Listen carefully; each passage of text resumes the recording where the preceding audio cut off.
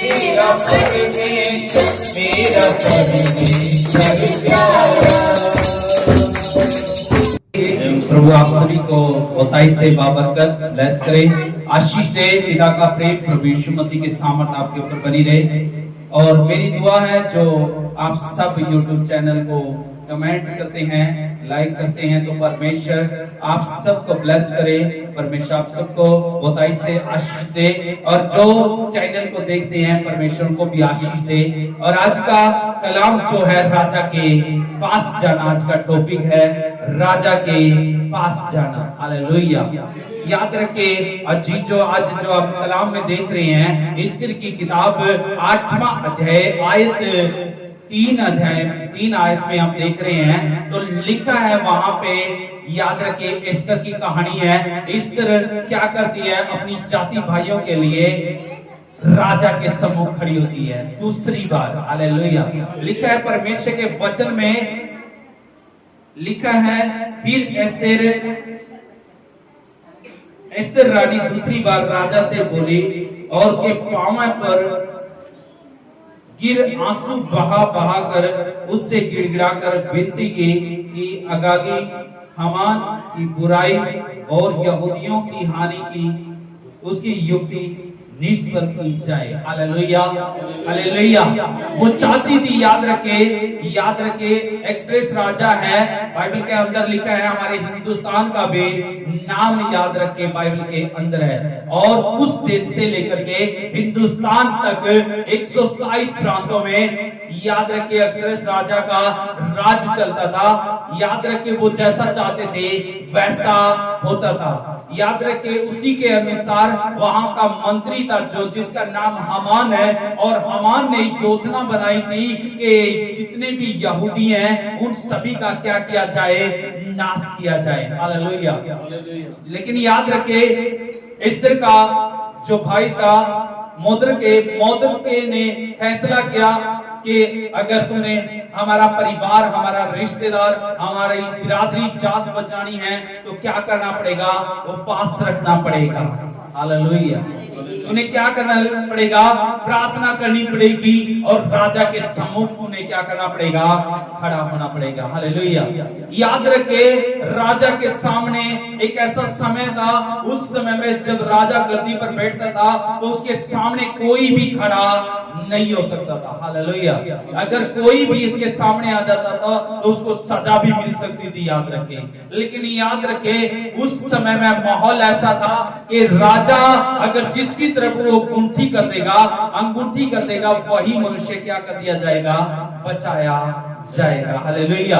याद रखे एस्तर रानी ने क्या किया, यहाँ पे अपने प्राणों की हानि नहीं समझा, अपने प्राणों को जोखिम में डाल करके पहली बात वो क्या कर रही है, आंसू बहाती हुई राजा के पास गई है। हालेलुया।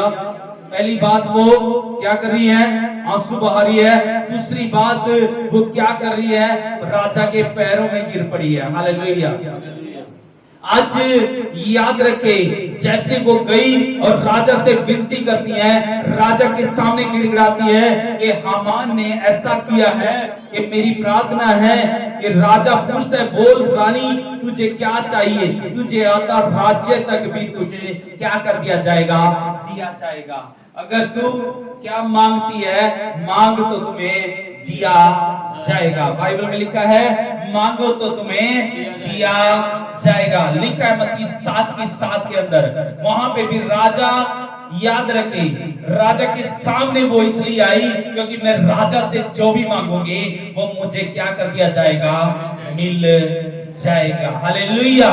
याद रखे आपको पता होना चाहिए कि आपका राजा कौन है, आपका मालिक कौन है, आपका वो जो आपको आशीष दे सकता है, आपको कौन दे सकता है। आपको पता होना चाहिए कि ये राजा जो मैं राजा से मांगूंगी, जो मैं राजा से मांगूंगा वो राजा मुझे दे देगा। हालेलुया।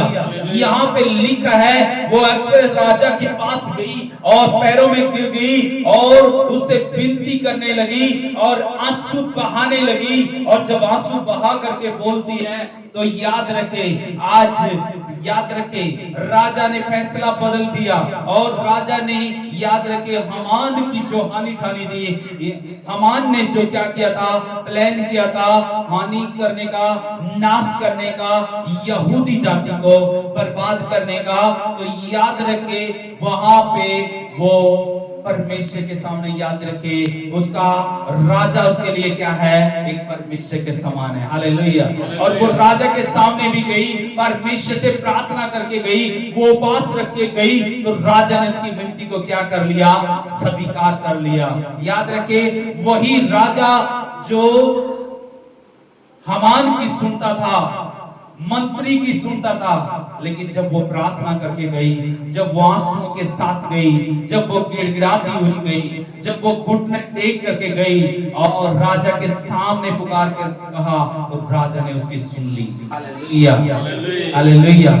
याद रखे लास्ट में वही हामान जो मोर्देकै को मरवाना चाहता था, जो यहूदी जाति को मरवाना चाहता था, वही उस खंबे पर क्या कर दिया गया, लटका दिया गया। हालेलुया। तो याद रखे आज वो शैतान आपको नाश करना चाहता होगा, आज आपके परिवार को नाश करना चाहता होगा, आपके बच्चों को बिगाड़ना चाहता होगा, आपको गलत रीति से चलाना चाहता होगा, आपके परिवार को चलाना चाहता होगा, आपके पति को चलाना चाहता होगा। लेकिन याद रखे परमेश्वर का वचन लिखा है मत्ती 7:7 में, आपका राजा कौन है आपको पता होना चाहिए। हमारा एक ही राजा है, राजाओं का राजा। हालेलुया।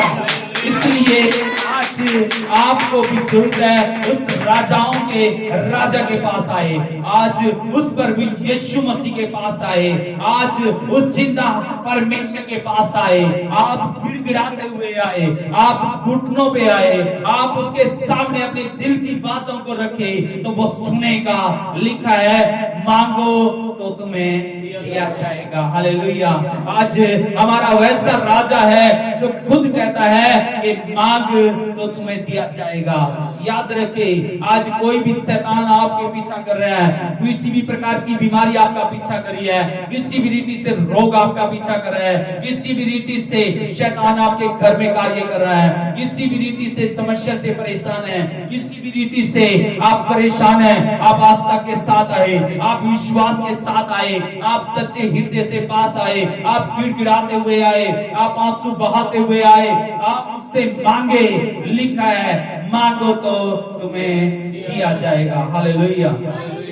बाइबल में लिखा है ये लोग मांगते तो हैं लेकिन इनके मांगने का तरीका कुछ और है। ये मांगते हैं, ये लोग क्या करते हैं, मेरा होठ होठों से क्या करते हैं, आदर करते हैं, लेकिन इनका हृदय मुझसे क्या है, दूर है। अगर आप हृदय से आएंगे, आप गहराई से आएंगे, आप गिड़गिड़ाते हुए आएंगे, हृदय टूटा हुआ हृदय बाइबल में लिखा है परमेश्वर के ग्रहण के योग्य है। हालेलुया। अगर आप टूटे हुए हृदय के साथ प्रभु के पास आएंगे तो जैसे अक्सर इस राजा ने उसकी विनती सुन ली, आज हमारा राजा, हमारा परमेश्वर वो आपकी गिड़गिड़ाने की आवाज को सुनना चाहता है, आपकी आवाज को सुनना चाहता है। वो चाहता है कि आप गिड़गिड़ाए, वो चाहता है कि आप उससे मांगो, वो चाहता है कि आपको मिले, लेकिन आपको आसमान से हिलाना पड़ेगा, आपको गिड़गिड़ाना पड़ेगा। उसने कहा 6 दिन काम करना और 7वां दिन मेरे भवन में आना। अगर आप आए हैं तो आप सच्चे हृदय से गिड़गिड़ाए, आप मांगे तो तुम्हें दे दिया जाएगा। हालेलुया। लेकिन मांगे सच्चे हृदय से। याद रखे पहली बात वो राजा के पास आई, दूसरी बात वो आंसुओं के साथ आई, तीसरी बात वो घुटनों के साथ आई। अगर आप ऐसा ही करोगे, गिड़गिड़ाते हुए राजा के पास आओगे, आंसू बहाते हुए आओगे, घुटनों के बल आएंगे, तो वो राजा, वो परमेश्वर आपकी सुन लेगा। हालेलुया। वो स्वर्ग से सुन करके आवाज देगा। आमीन, आमीन।